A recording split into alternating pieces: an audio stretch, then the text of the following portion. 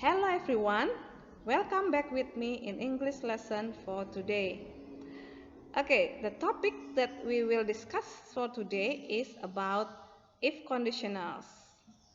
There are some patterns of if conditionals, but today we will discuss about if conditionals followed by instructions or suggestions. Nah, seperti apa itu if conditional? What is if conditionals? Apa itu if conditional? If conditionals itu adalah kalimat pengandaian atau kalimat bersyarat, kalimat yang menggunakan if. Now, there are some patterns of if conditional in sentences. One of them is followed by instruction or suggestion. Jadi yang kita bahas hari ini hanya if conditionals followed by instructions or suggestions. Ya. Untuk pattern yang lain kita bahas pada pertemuan yang lainnya. Okay, when do we use if conditional followed by instructions or suggestions? Kapan kita gunakan? Dan what is it look like? Seperti apa? Polanya seperti apa? Okay, sekarang let's take a look on the following dialogue. Kita lihat contoh dialognya. Study the following dialogue. Pay attention to the sentences in bold. Jadi yang cetak tebal kita perhatikan.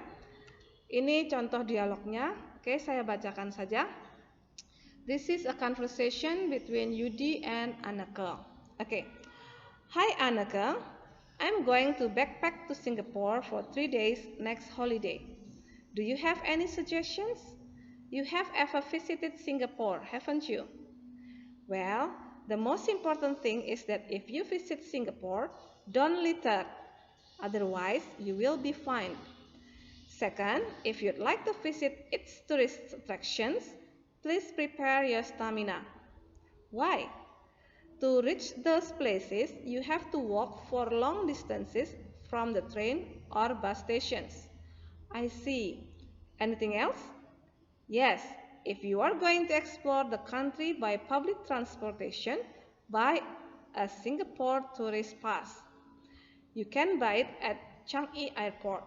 If you want to buy tickets, board on buses and MRT or even buy food, please stand in line. Queuing has become Singaporeans' habits. What about taking the MRT?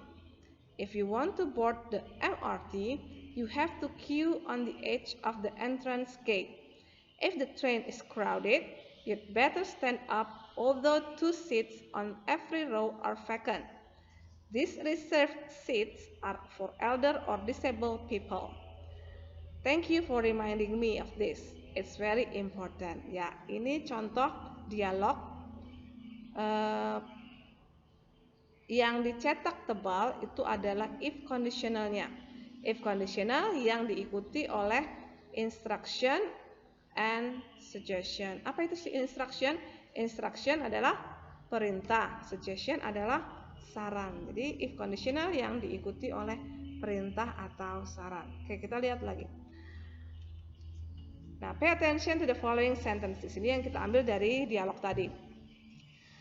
Yang number 1, if you visit Singapore, don't litter. Jadi setelah if conditional, setelah kalimat if-nya diikuti oleh kalimat perintah. Di situ don't litter.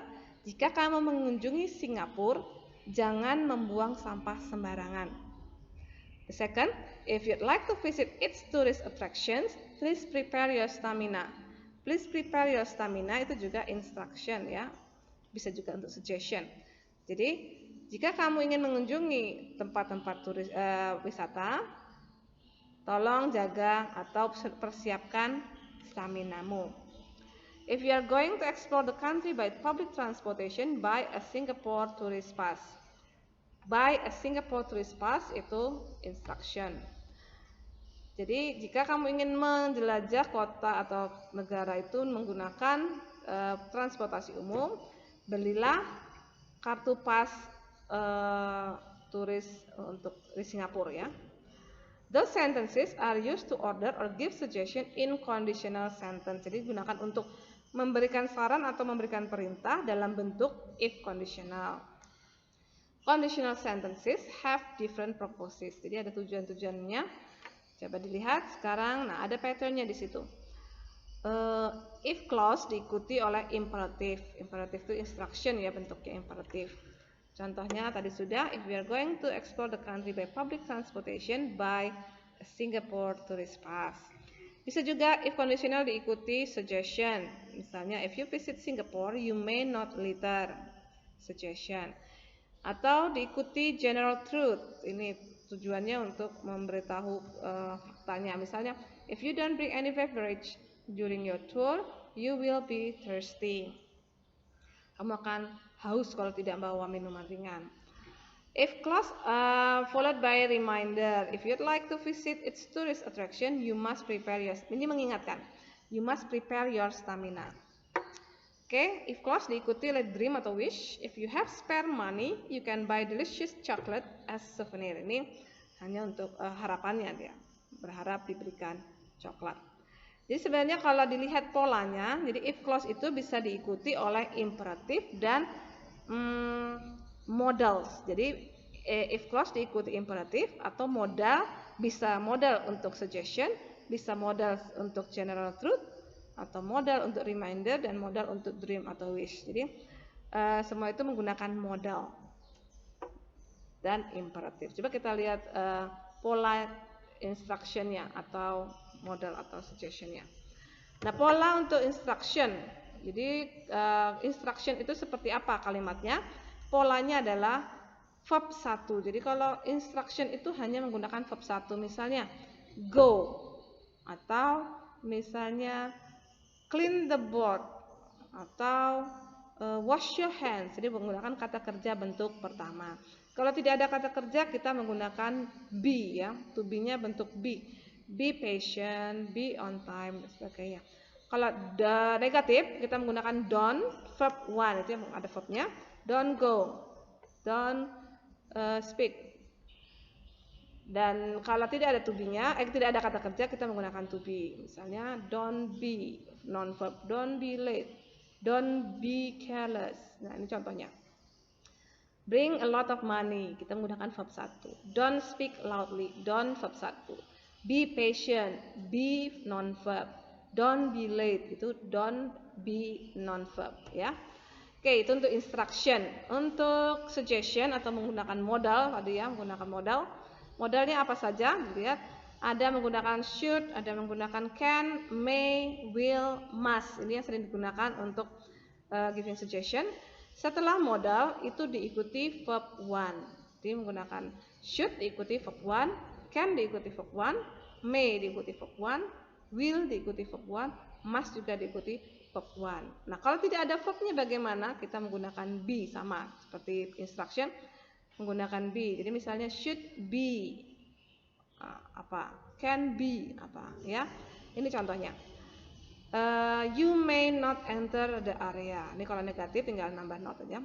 You may not verb 1. You may not enter the area.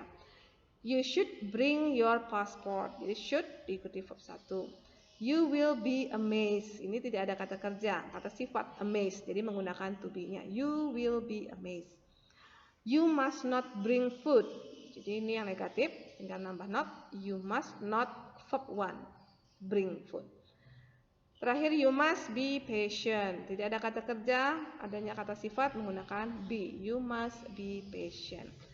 Oke, ini polanya. Jadi instruction, suggestion bisa mengikuti if conditional. Polanya seperti apa? Ya, seperti ini. Instruction diikuti verb 1, be, don't, verb 1, don't be, non-verb. Sedangkan suggestion bisa menggunakan modal verb 1. Ya, itu saja. Saya harap kalian mengerti. Sekarang kita lihat latihannya. Di sini ada latihan. Complete these sentences using instruction and suggestion. Ada yang saya suruh membuatnya menggunakan instruction, ada yang menggunakan suggestion. Nah, if conditionnya sudah saya buat di situ, tinggal kalian melengkapi dengan kalimat sendiri menggunakan instruction dan suggestions. Oke. Dikerjakan di buku latihan, dikerjakan baik-baik ya. Kalau ada masalah atau kalian tidak mengerti, you can contact me via WA ya. Oke, I think that's enough for today. Selamat mencoba, selamat belajar. Goodbye and see you. Thank you for watching. Bye.